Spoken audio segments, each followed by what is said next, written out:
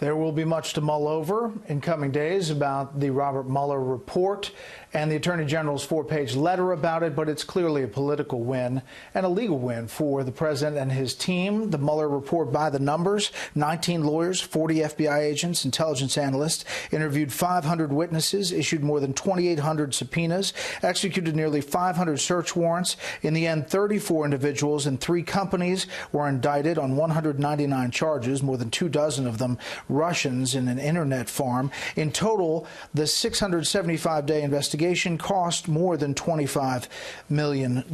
Let's bring in our panel. Kimberly Strassel, a member of the editorial board at the Wall Street Journal; Charles Lane, opinion writer for the Washington Post; and Victor David Hanson, a senior fellow at the Hoover Institution and author of the new book, The Case for Trump. Victor, first to you. Wrap up this weekend and the news about the report and as you see it. Well, I think we have to realize that if Hillary Clinton had just won the election and she had not hired a foreign national to collect dirt on her campaign opponent, we wouldn't be talking today. The entire collusion narrative grew out of the disappointment of trying to explain the inexplicable why she lost, and then the dossier transmogrified from insurance to help the landslide into a way to abort the Trump presidency. Second thing, I think they thought collusion was separate from all these process crimes and obstruction. And once the collusion narrative, as I think most people thought, didn't exist, once it failed, how can you really obstruct justice for a crime that didn't exist? If Donald Trump said something about the futility or the waste of the collusion narrative, it would be seen post facto as wise jurisprudence, trying to warn people, don't do something stupid. It's not obstruction to do that. Finally, everything that begins badly ends badly, Brett. I mean, the idea that Rod Rosenstein, who had signed the FISA court, one of the FISA court writs that was misleading, and had given the rationale to fire James Comey, and had been in this tragic comic circus with McCabe right before Mueller was appointed, some kind of palace coup, was going to be disinterested in a way that Jeff Sessions was not, as the overseer, was crazy. And then finally, when this team was appointed, the left and the Never Trump right said they went giddy. It was the All-Stars, the Dream Team, the Untouchables, the Hunter-Killer team. The reason they did that is that Robert Mueller didn't exercise just basic caution. He could have just said, whatever the law or the protocol is, I want an equal mixture of conservative and liberal lawyers.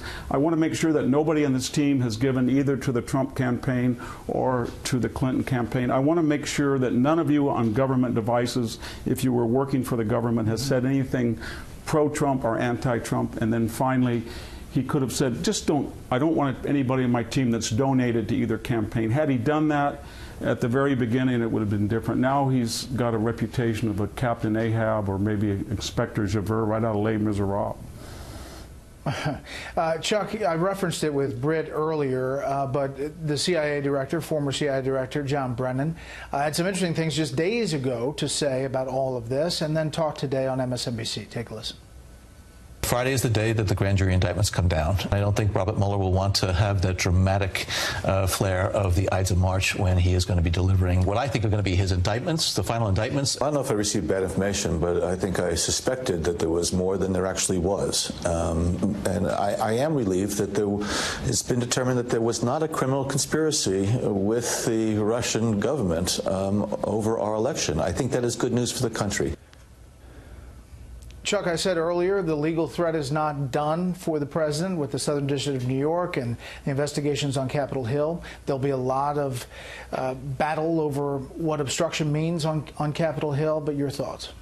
Well, I don't know what the CIA director was talking about the first time, and I don't really know what he's talking about the second time. He didn't really know what he was talking about, and that's too bad. I think that was probably a mistake on his part, given the prestige of the former office that he carried. But I do agree with him that it is, to the extent we have now shown there was no criminal conspiracy, that ought to be something that everybody can agree on is a good thing. It is not a good thing that Russia did attempt to distort, disrupt, however you want to call it, interfere with our election through using social media and accentuating the divisions in our country.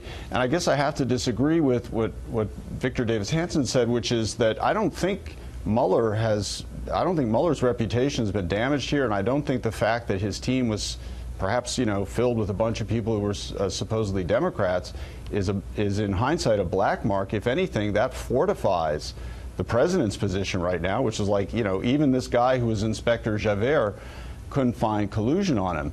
The dangling piece here is the no exoneration on obstruction, but I think the Democrats have to think really carefully about pursuing that, because that gets into relitigating the whole Comey firing, which is ultimately supposedly the source of the obstruction, and that leads down a very, very deep rabbit hole. And I think, you know, Speaker Pelosi has said we're not going to impeach, and if you're not going to impeach, what's the point of pursuing that obstruction? So that's a tough one for them. Kimberly, we found out today that the Attorney General found out 3 weeks prior to the report coming out that Mueller was not going to reach a conclusion on obstruction. That surprised both Barr and Rosenstein.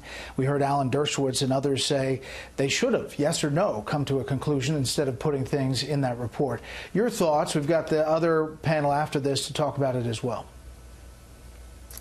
Yeah, look, I do think there are some interesting questions about how Mueller handled this. On the one hand, you could say that tossing it to the Attorney General was at least putting that question in the hands of someone with some political accountability. And then obviously one of the knocks against the special counsel is that he's not necessarily political accountable. Nobody elected him. Nobody confirmed him. On the other hand, you could wonder if it was a bit of a wimpy thing to just toss that off to the AG and leave it with him. But on a broader point, look, I think Chuck makes a good, valid one. Legally, from an obstruction perspective, the president has a win here because no one is going to pursue from a position of authority obstruction charges. Now, if Democrats want to make the political case for why that's wrong, they're welcome to. But again, even in light of this news that you just mentioned, one of their complaints, for instance, was that Barr had rushed to judgment on the obstruction question. Well, that's clearly a false narrative because he has been in possession of this information for 3 weeks. Moreover, we found out that he consulted with career officials at the Office of Legal Counsel in making the decision not to pursue obstruction.